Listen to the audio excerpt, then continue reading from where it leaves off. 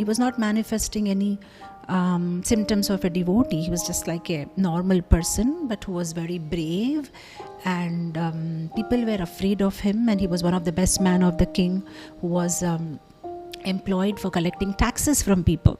And then we see this, what happens is that once in Swargaloka there is this one Apsara called Kumudavali, and how she gets cursed because of some mistake she did to be born as a human, and stay there for some time. So Kumudavali comes down as a daughter of a Veda, a physicist, in that particular place where this Tirumanga Alvar is staying, and she's very beautiful, so everybody is attracted to her. So this Tirumanga Alvar, he goes to her father and proposes that I want to marry your daughter. So his father says, I have no objection. You ask my daughter if she's willing to marry you. So when Tirumanga Alvar approaches her, she immediately understands, he's the incarnation of the bow of the Lord, and now he's forgotten, or rather he's not manifesting himself as a devotee. So she tells him that, look, I'm ready to marry you, but I want to see a Vaishnav tilak on your forehead. I want you should serve Vaishnavas.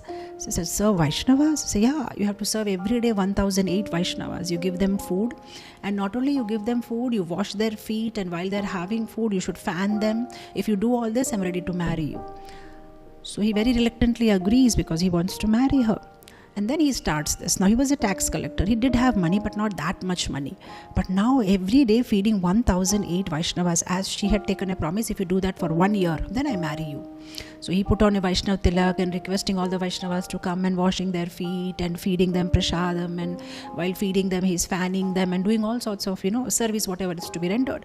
And now because he's fanning them and he's right next to them while they're taking prasadam and serving them, he's hearing their conversations, they're talking to him, and when a sadhu opens his mouth, Bodhayanti Parasparam, they will be talking about Krishna only. So he heard and how he gets purified.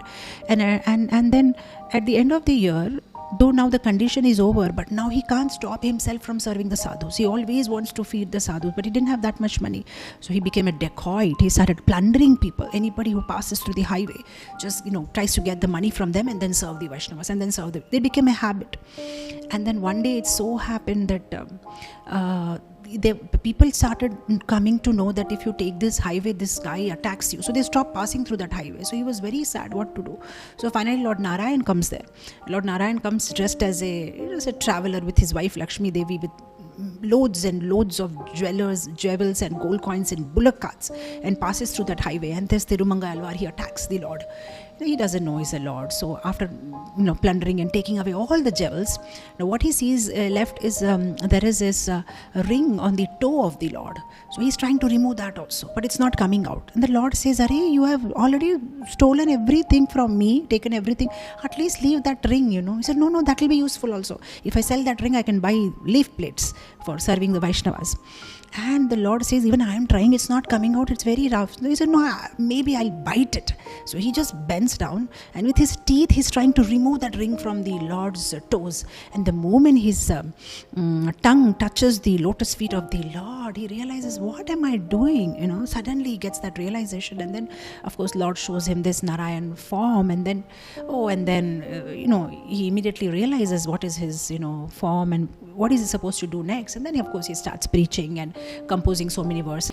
So even doing a little Vaishnav Seva unconsciously, there was no motive that if I serve Vaishnava, I'll get Krishna Prema. He just did it, but he got so much benefit. Lord is so kind that he will make arrangements to again remind us if we are forgetful.